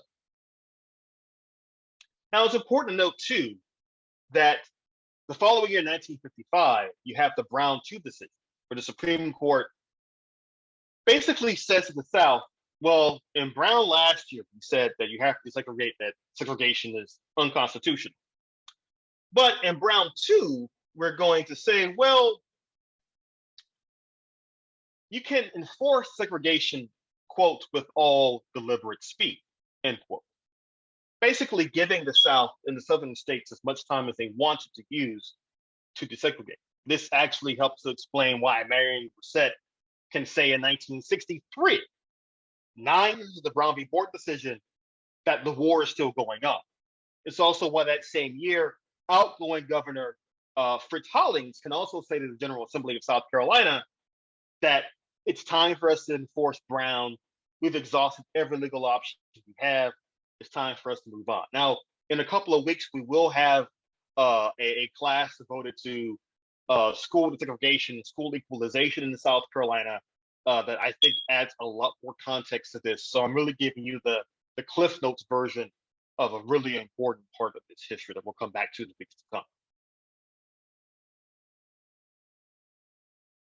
Dr. Greene, Dr. Yes. Millicent Brown is with us this evening, checking out what we're saying. And Millicent was, of course, one of our presenters for the May 9th class on, she was the first child to integrate Charleston schools, probably the first in the state. And thank you, Millicent. We're looking forward to your presentation on May 9th. Y'all stay tuned. Thank you. I'm looking forward to it also. It'll be a great one. I've seen it before. It's a great event, and I think I want to urge everyone to be present for that one as well. Now, I mentioned a moment ago the issue Simkins had with the NAACP in the 1950s. And by 1957, Simkins is going to find herself on the outside looking in when it comes to the NAACP as the organization transitions from being devoted to human rights to really going for a moderate version of civil rights in the state. Now, I just read you that exchange between herself and the national chair, Roy Wilkins. And I want to read to you another quote that helps to explain why he eventually becomes a major part of the Richland County Citizens Committee. This is again from our oral history interview with Jacqueline Dowd Hall. She said, quote, "And I could go on and tell you other experiences I've had with NAACP that have alienated me, especially since the program has ground down. It's milk and water now from the national office down. I pay my membership every year, as I told you the other day, under protest. And I send them a little note, quote, I'm paying this under protest, but I want my membership in because when I get ready to raise hell, I don't want to raise it free of charge." End quote. If I can't think of any other statement that better summarizes this Simkins than that one. When I get ready to raise hell, I don't want to raise it free of charge. But in South Carolina, what Simkins is doing as a result of being really forced out of the NAACP by James Hinton and other leaders of the state movement, she goes back to an organization that had its origins during World War II. It was originally called the South Carolina Citizens Committee. And in Richland County, in Columbia, it has a chapter called the Richland County Citizens Committee. And essentially, she sets this up as a parallel organization to the NAACP. You have to remember that the NAACP in the 50s in many southern states, including South Carolina, Georgia, and Alabama, was under intense pressure. In Alabama, if you were a civil servant, you could not be in the NAACP. And I think that was the same, and it may have been a version of that in South Carolina as well. Certainly, it was very difficult to do so.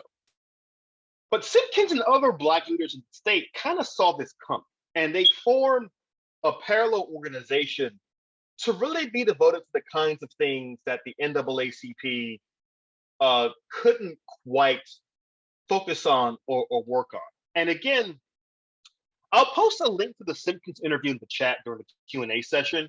But when you look at her oral history interview, what Simkins talks about is that while the NAACP had this great history, great reputation, and understandably so, she also felt by the 50s that it had become rudderless in South Carolina, that it didn't have an actual agenda for the future of the state. And in fact, in this interview, she even points out that after Brown v. Board is handed down, the state NAACP chapter doesn't really have a plan in place for how to really push for it and enforce it.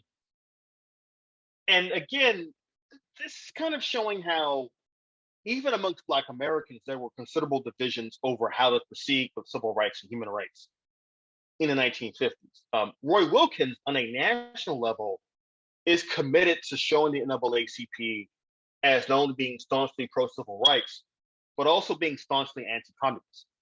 And so in the late 40s, early 50s, the NAACP actually purges communists out of city and state chapters across the country. In San Francisco, for example, the election for NAACP chair there is directly interfered with by the national NAACP to make sure left-wingers don't become too powerful in the San Francisco chapter of the NAACP.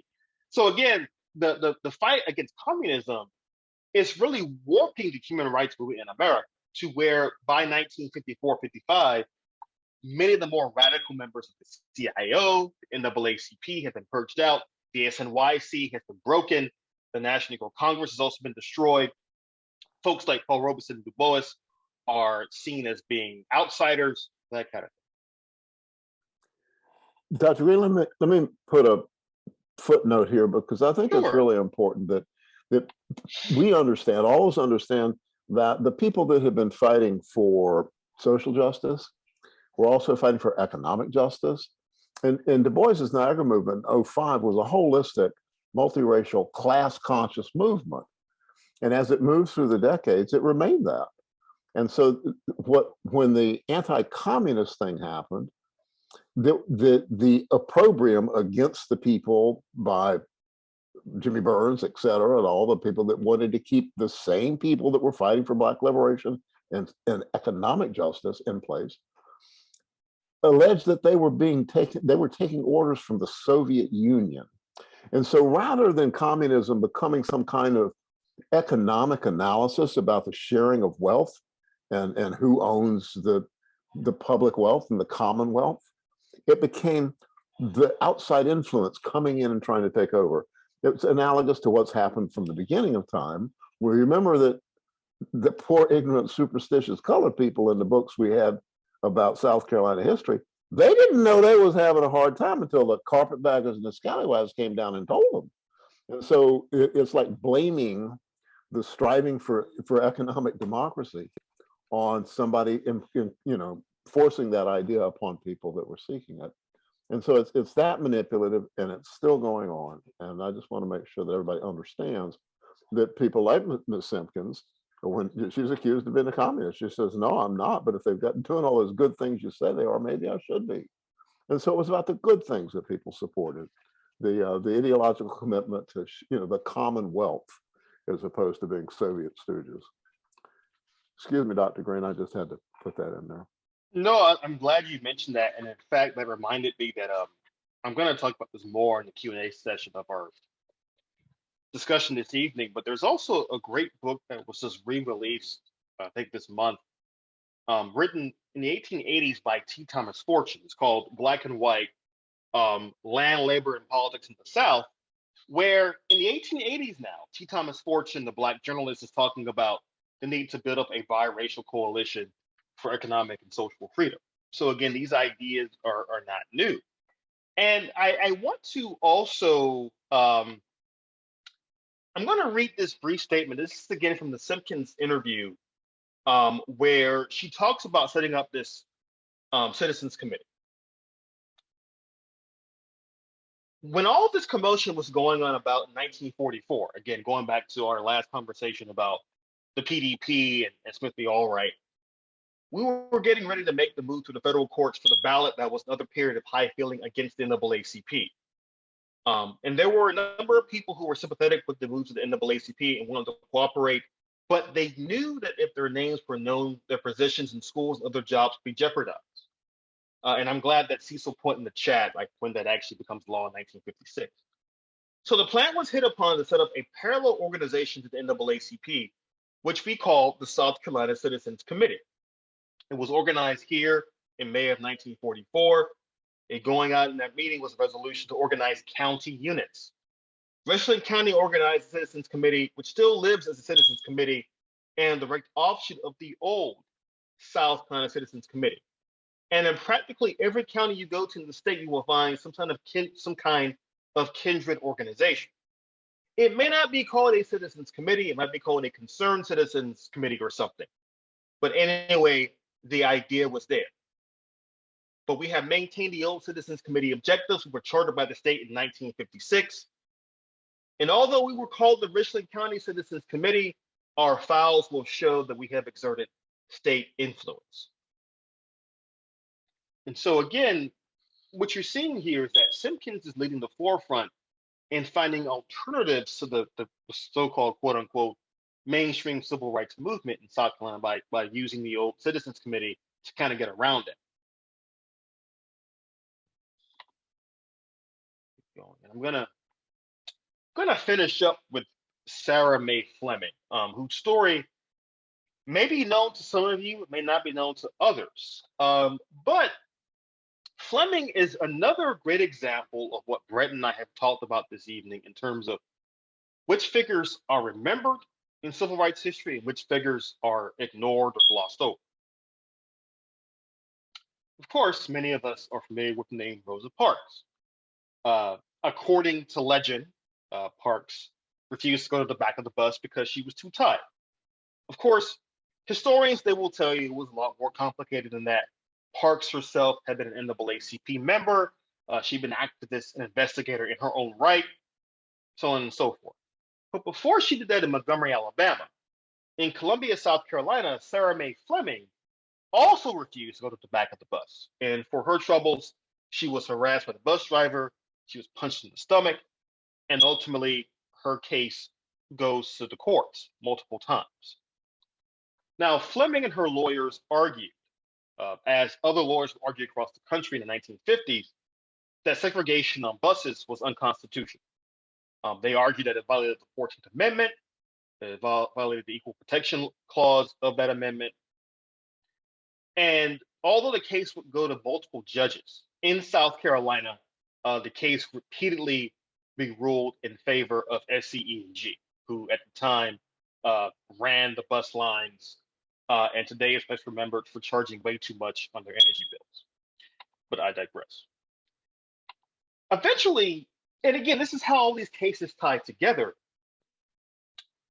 Fleming's case would repeatedly run into obstacles, but by 1956, Browder v. Gale, which was the case that came out of the Montgomery bus boycott of that same time period, would rule that segregation on school buses was indeed unconstitutional.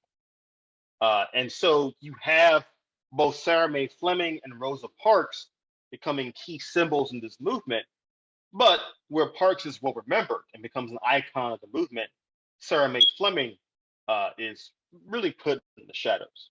Although I would hasten to add that Rosa Parks, after that, also had a lifelong struggle. She and her husband had a hard time getting work after the Montgomery bus boycott. They had to move to Detroit eventually, and Rosa Parks stayed engaged in civil rights for decades afterward as well. Okay. So that's where I wanted to end discussion this evening, and now I want to proceed to the Q&A. I already saw a few questions in the chat. Let's start. I know Dr. Gallman had a great question early on about, oh, here it is. So he wrote, actually about an hour ago, he wrote, while it's extremely important to differentiate between human rights and civil rights, would you speak on the evolution and importance of the Black Power movement? Now, I will say, I think in one of our upcoming lectures, I'll talk more about the Black Power movement because we'll actually address that time period directly. But to answer your question this evening, what I will say is this. Make a very long story short. When we're talking about Black Power, we would do well to remember that in the 1950s and 60s, as we've seen this evening, what we know of as the civil rights movement was also seeing parallel ideological tracks amongst Black Americans in terms of Black nationalism, in terms of socialism, in terms of a wide array of ideas about how best to handle the fight for human and civil rights in America and abroad. The Black Power movement of the 1960s really has its long-term origins in the long and rich tradition of Black nationalism, the traditions of armed self-defense across the South, the long traditions of radicalism in the Black community throughout the 20th century. But in the 1960s, specifically, many historians point to the beginnings of Black Power as being from a speech given by Stokely Carmichael in Mississippi in 1966 during the March Against Fear in Mississippi. That march was sparked by a white man attempting to shoot James Meredith, who was on his own singular march throughout the state. Meredith was trying to show that the state was safe in the immediate aftermath of the Civil Rights and Voting Rights Acts being passed in 64 and 65. But in 66, everyone knew there was a lot of work left to do in the South, including, of course, in South Carolina. We'll talk about that in the weeks to come. But Carmichael, who had been involved in civil rights since he was a college student in the early 1960s, he gives his speech in Merida, in Mississippi, where he says, "I've been arrested 26 times. I'm not going to be arrested the 27th time." And what he says is, what we want is Black power. Now, when he gives this speech, it alarms everyone involved in civil rights. It alarms all the liberals in the Lyndon Johnson White House, including Hubert Humphrey. It alarms Roy Wilkins and the NAACP. Even Martin Luther King Jr. is initially taken aback by it. But the ideas behind Black power at their core were largely ideas about self-determination for Black Americans, about really obtaining the reins of economic and political power and using them for the masses of Black people in various parts of the country. As an example, when I use the term the Black Panther Party, most folks in here quickly think of the party in Oakland, California, and its offshoots across the country. But it's worth noting that before that, there was a Black Panther Party in Lowndes County, Alabama, in 1965 and 66, that was co-founded by Stokely Carmichael. It was an attempt, like the PDP 20 years before, and like the Mississippi Freedom Democratic Party in 1964, an attempt to get Black Americans in the Deep South involved in the political process, where the PDP and the Mississippi Freedom Democratic Party both tried to do so through the Democratic parties of their state. The Black Panther Party, or the Lowndes County Freedom Party of 1965, tried to form its own third party on a local level to fight against the Alabama Democratic Party that supported George Wallace. Again, these are all kind of prerequisites for getting to the Black Power movement. But the Black Power movement across the country really meant Black Americans, of course, embracing Black cultural nationalism in some ways, with people like Fred Hampton embracing a radical critique of economics. Going to Hampton as an example for a second, if you look at the big figures of civil rights and human rights in the 60s, Fred Hampton, Malcolm X, Martin Luther King, you can make an argument that all three men, by the end of their lives, were saying remarkably similar things about economics and how issues of labor and economic freedom were integral to questions of freedom and justice and democracy in American society. I mentioned this with the Black Power movement because some Black Power advocates like Fred Hampton, to an extent Huey Newton and others, argue that economics was a really important part of Black power and Black freedom. If you read the Black Panthers 10-point platform that was crafted in 1966, for example, some of it refers directly to making sure that Black Americans have enough to eat, they have access to adequate health care, they have access to adequate housing, and so forth. But the Black Power movement it's really an extension of earlier Black nationalist movements, and it's also an extension of earlier Black radical movements that we see for human rights throughout the 19th and 20th centuries. And again, we'll talk more about the Black Power movement in classes to come, because you do see that become important, say, with the Orangeburg Massacre, and how the authorities in Orangeburg argue that they were basically spooked by what they feared were Black Power advocates in the area into shooting a whole bunch of college students in the back. All right. Let's see. Okay, Dr. Gallman had another great question. Who were the whites in the Niagara movement? Now, as a quick refresher for those who may have forgotten, the Niagara movement was founded in 1905. It was a precursor to the NAACP. It was one of the earliest attempts to create a coalition devoted to civil rights. Now, to your question, Dr. Gallman, the white people in the Niagara movement in 1905 were a combination of former abolitionists and more liberal elements of progressive society in the early 20th century. Most of, but not all of them, were from the North, and they were trying to help Black Americans form a new organization devoted nationally to civil rights. And so some of those people were actually, I think some of them were the sons and daughters, grandsons and granddaughters of abolitionists who had just followed that abolitionist tradition to its logical state in the early 20th century. Others were people who were really new parts of the more liberal wing of American politics that was growing in the early 20th century. Okay, other questions? Other questions? You can go ahead and put them in the chat. Got a little bit of time this evening. Oh, and while we wait, I do want to go ahead. Let me put that Modjeska Simkins oral history interview in the chat. I believe we often share it on the website as well, but I want folks to see what I was referencing here as well. And Dr. Greene, while you're waiting for some questions, I want to point out that Rachel Monteith, Modjeska's mother, was involved in the founding of the Niagara Movement. She was a charter member in 2005, which kind of bases Simkins' politics in a global perspective that Du Bois had from jump. Right. And that's exactly correct. Okay, and so what I'm putting in the chat now, these are both sections of the Simkins interview with Jacqueline Dowd Hall from the 1970s. Okay, so here's another question from Greg Howell. Can you talk more about the disagreements between James Burns and President Truman?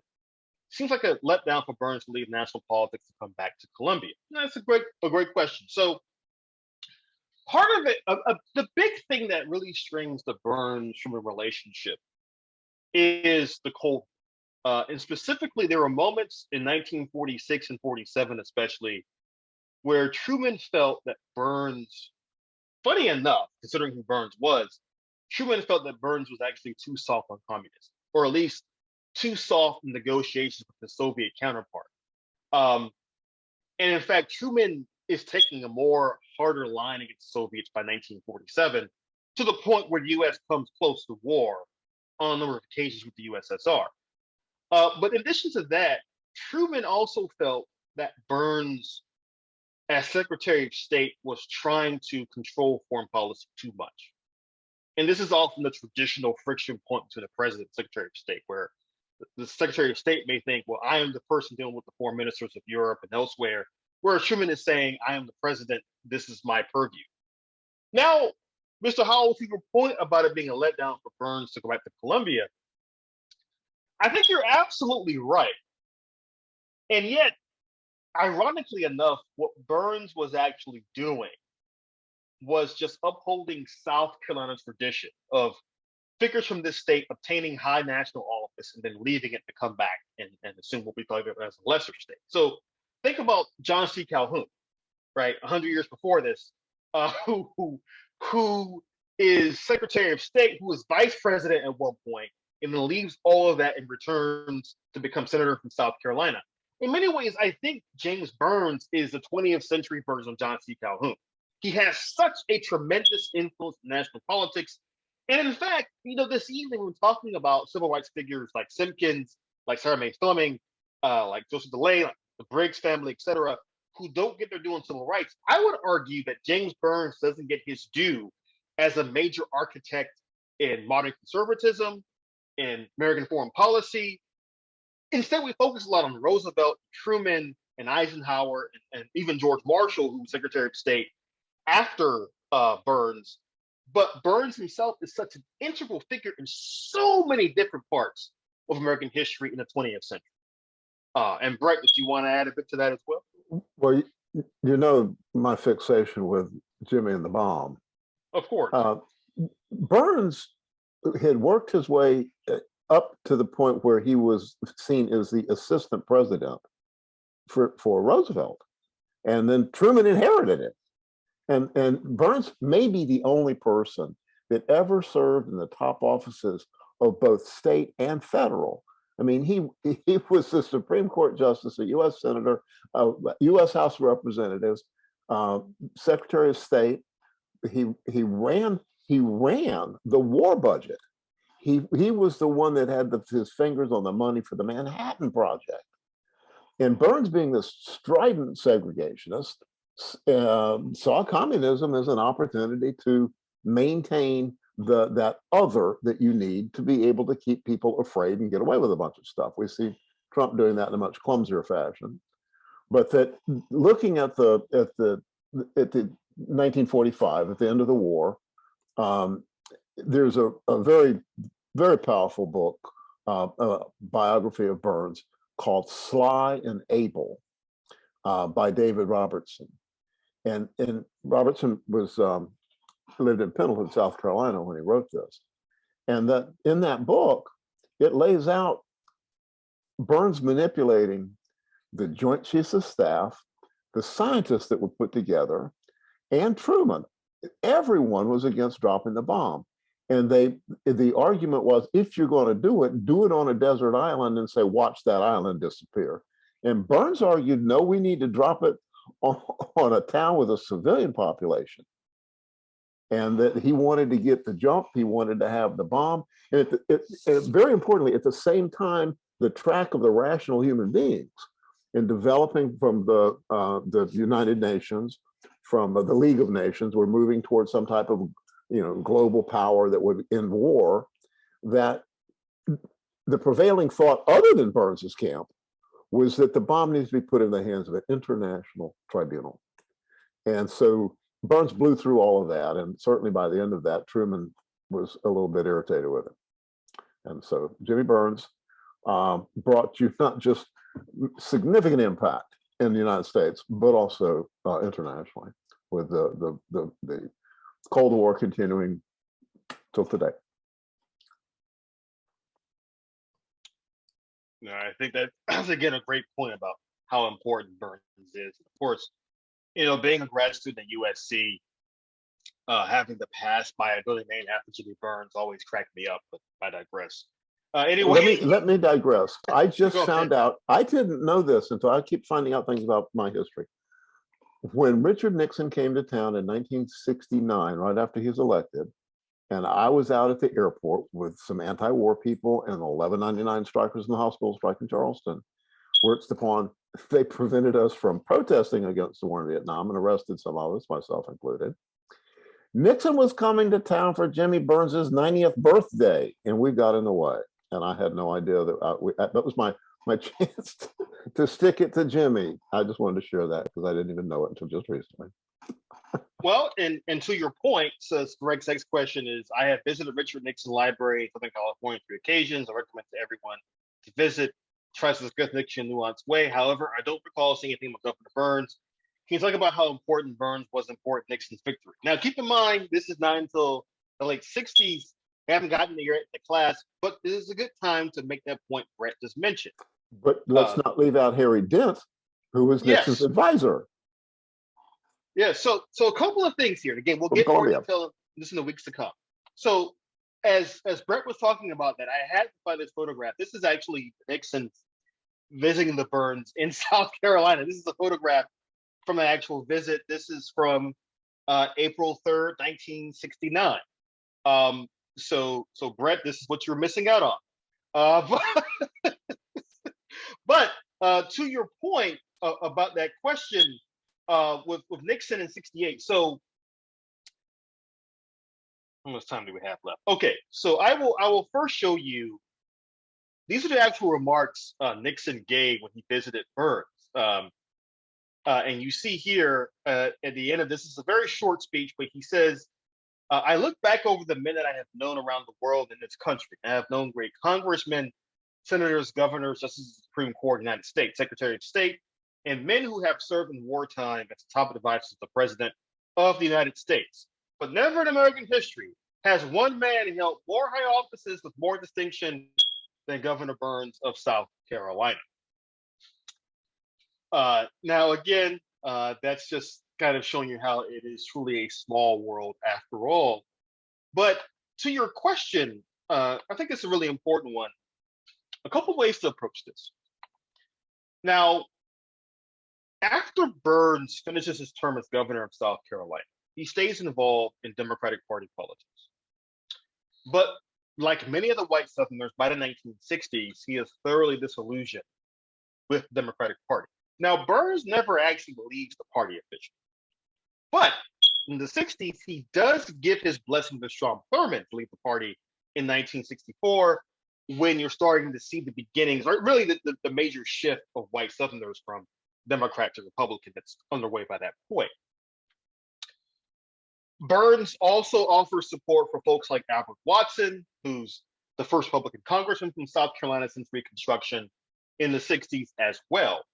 And to Brett's point about Harry Dent, again, Dent is part of that larger ideological family in South Carolina that is devoted to conservatism and white supremacy, that eventually Dent becomes a key part of the Nixon team and really helping him to craft not only a Southern strategy, but helping him to craft different ways to appeal to white voters in the South and across the country to help build this burgeoning conservative coalition in the 60s and 70s.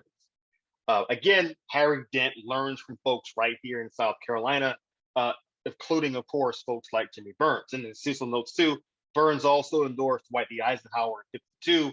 So again, Burns is one of those Southern Democrats who was not afraid to go up against the National Party when it suited him to do so. Let's see. Okay.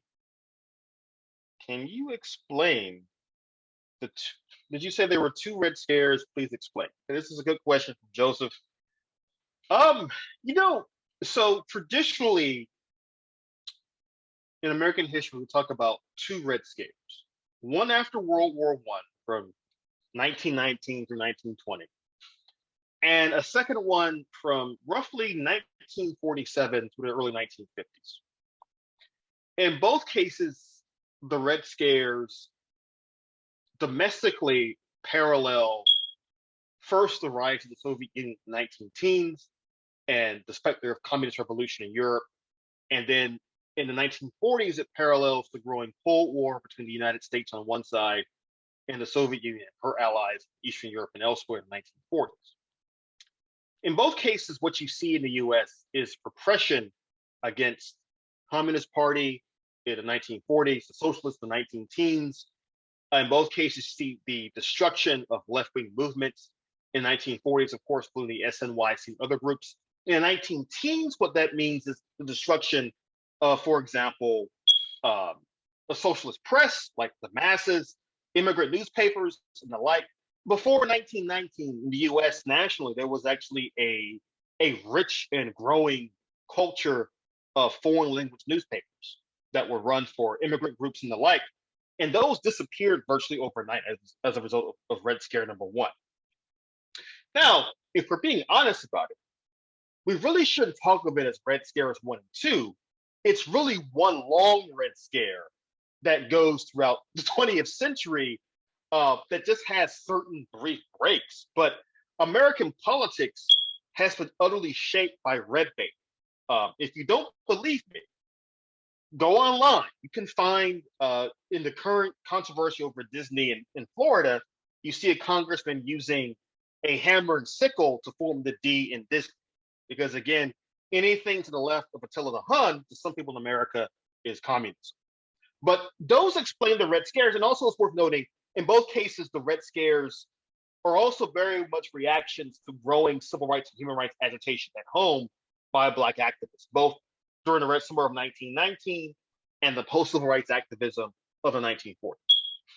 Dr. Greene, you said that the history of politics is marked by the Red Scares. The history of politics in America is driven by wealthy white people maintaining their wealth. And so these commie people, they got this economic democracy thing going. And there's a whole bunch of them, like the majority of the people. And so they're a threat. And so you can't talk. This is the trickle-down society now. And so it's all about the money. That's always been about the money. Of course, the money breeds the power breeds the money. Yeah, and I think to your point too, Brett, about, and this is a hallmark of the entire class, is that we've noted every week how the relationship between economic rights and human rights is always there, right? And I mentioned this book a moment ago. I want to put a link to this book in the chat by T. Thomas Fortune, because, yeah, I'll put this in the chat because, again, this history of radical labor organizing, it has a long tradition in the South. I think one of the important things about the Modjeska School is that it reminds folks who are from South Carolina that if you're from this state or you're from the South, more broadly speaking, you're not from a part of the country that is without its own radical history. On the contrary, because so many folks in the South have caught hell for so long, they've had to create alternatives to that by thinking radically and thinking forthrightly about what the South, what the nation, what the world could be. And that sometimes meant folks flirting with communism, embracing socialism, thinking through populism and the like. And I'm talking about the modern day version of populism that seems to include Donald Trump for some strange reason. I'm talking about the historical version of populism that really addresses these economic concerns and issues.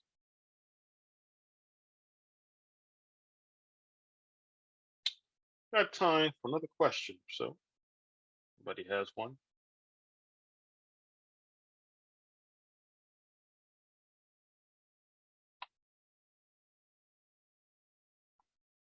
I will also say this evening to close us out that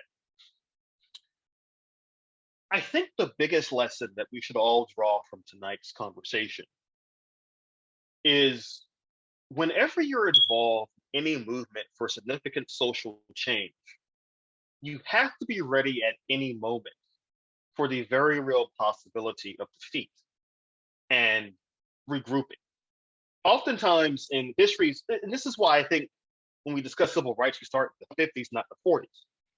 If you start the civil rights movement history in, say, the New Deal era 1930s, or even within the World War II, you have to then talk about how these groups were forced to retreat, how they were forced to regroup and reorganize and strategize for the future.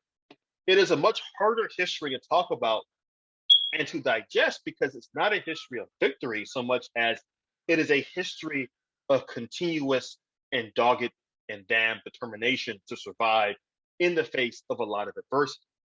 And certainly with Simkins talking about the citizens committees and the like, she's talking about not just fighting white supremacy, she's talking about fighting her own former allies and trying to keep their, as the movie's called, their eyes on the prize, even in the face of enormous opposition throughout South Carolina.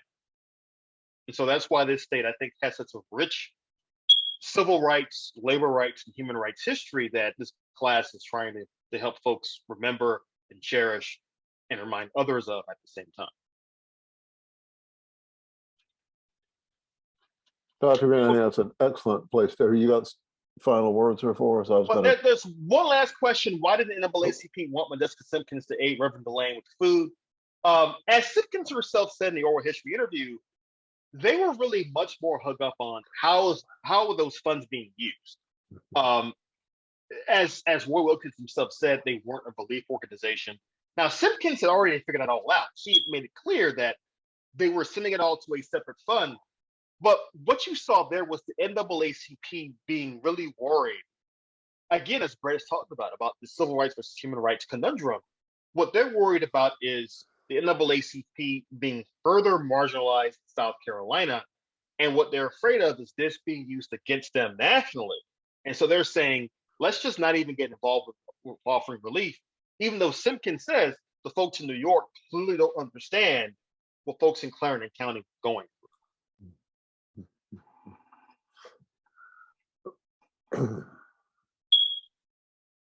Well, Dr. Greene, we have a little bit of bumper here for those that haven't caught Paul Robeson's testimony at HUAC. We're going to play that for a few minutes while we can get up and powder our nose, and those that want to stay and talk. And this is a really, really important pivot point for South Carolina history that we've inherited, and it's changed. The emperor doesn't only have any clothes on. The emperor doesn't have any skin. The emperor doesn't even look like a human being at this point. And the game has changed. And we've become, Lord, I hate to say it, but kind of like acceptable. And that as Modjeska became acceptable after she died, as the things fall apart, our position doesn't seem so radical for a lot of people. So those of you that want to stay and chat, please do. Those that need to leave, we'll see you Sunday at the Sunday Social, May 1st, for the showing of the Uprising of 34. And the presentation by one of Dr. Greene's undergraduate professors, Michelle Haverland from Georgia Southern. Yeah, so we've got an exciting few weeks coming up. We've got Melissa Brown on May 9th as well, Yes. and Cecil Calhoun. So we've got some great classes coming up. I say that every single week, but every single class is so integral, so important to this larger history. So I want to thank everyone for attending this evening. And as I always say, please keep the faith. Thank you.